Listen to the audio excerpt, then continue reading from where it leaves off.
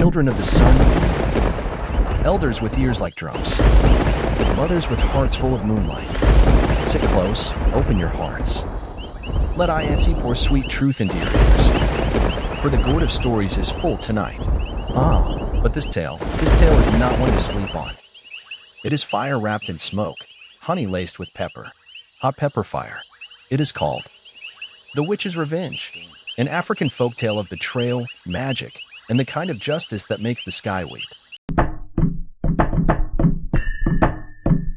Before I continue, let me ask you a question. Have you subscribed to our YouTube channel, TV Parrot Folklore Hub?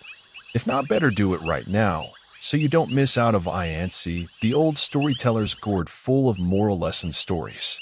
Now, come with me, let me show you what is hidden behind the curtain. In the heart of a land in the Yoruba kingdom, where the baobab tree touches the sky, there lived a woman. Everyone believed she's a witch. But not wicked, not cruel, but wise and kind. Her name was Dudu. She healed the sick with leaves and roots, spoke with the wind, and whispered to the rain. The people of the village loved her, and she loved them in return. But every garden has a snake. And his name was Kaka, a greedy man with a belly that could never be filled. He wanted the witch's secrets, not for healing, but for wealth. He pretended to be her friend, smiled with his teeth but not with his heart. He stole from her sacred hut, broke her trust, and sold her herbs to strangers.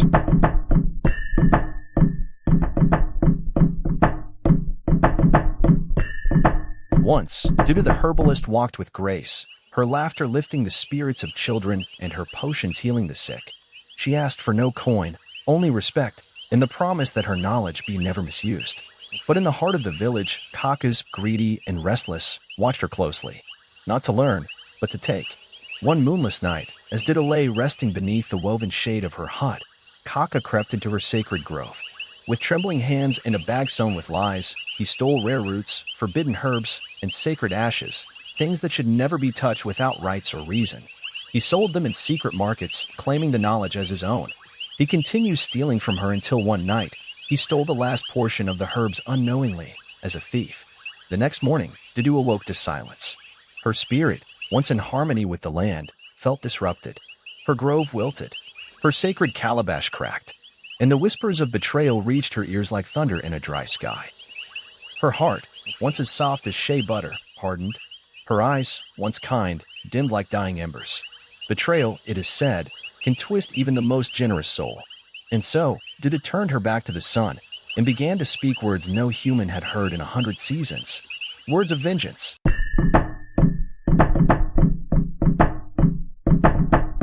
The earth trembled the day Dudu chanted the forbidden words.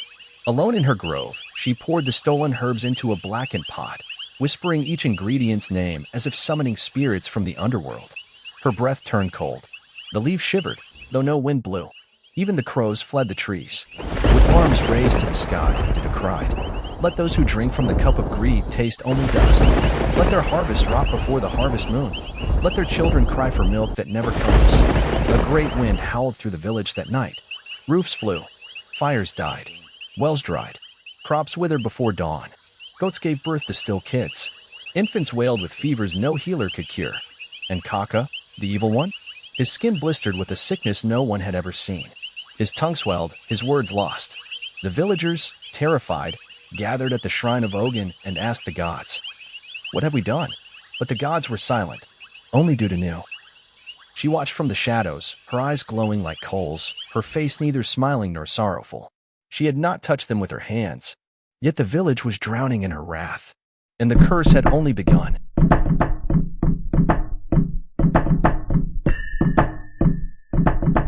Days bled into weeks. Hunger gnawed at bellies. Children's laughter vanished like smoke. The once thriving village became a shadow of itself. No rains came, and the sky above hung gray and watchful, as if the gods had turned their backs.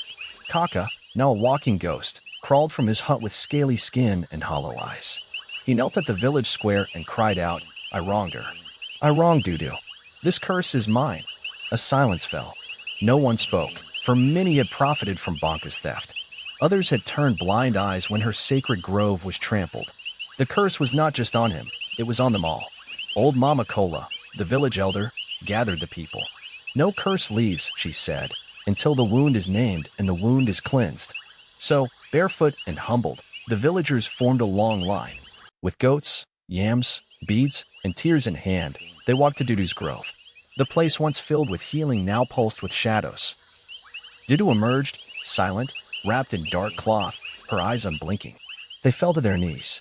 They wept. They begged. And in that moment, the curse hovered, uncertain, suspended, waiting for the witch to speak, waiting to see if mercy was stronger than pain.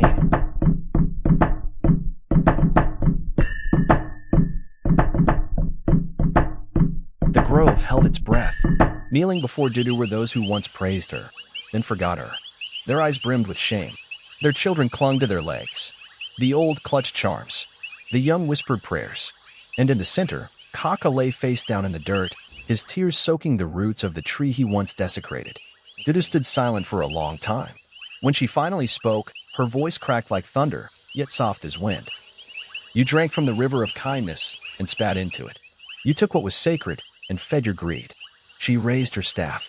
Lightning curled around its tip, crackling in the silence. Then she dropped it. The earth trembled, not with rage, but release. The clouds broke. A single drop of rain hit Kaka's back. Then another. Then a flood. Children squealed. Mothers danced. Goats bleated with life. The field shimmered green once more. The curse lifted, not with a shout, but a breath. Did it turn to go?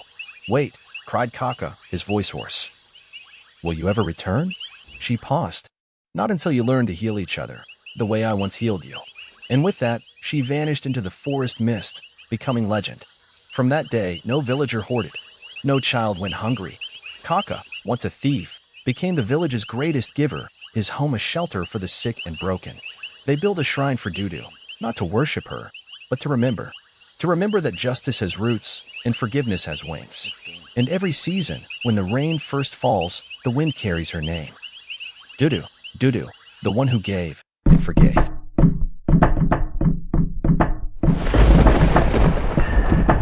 Children of wisdom, seekers of truth, you have heard the tale of Dudu, the witch who gave and forgave. The tale of greed that burned a village, and the power of one woman's wrath turned into mercy. But listen well, for the fire still speaks. Greed can curse a land, kindness can build a kingdom, and forgiveness? Forgiveness can move the gods. Direct hit if this story touched your spirit. Don't let it end here. Like to honor the ancestors. Comment with your favorite lesson. Subscribe to hear the next fire under the stars. Next, we tell of the hunter who trapped death itself, and the girl who spoke to rivers. Until then, may your hand be clean, your heart be strong, and may know whichever need to curse you.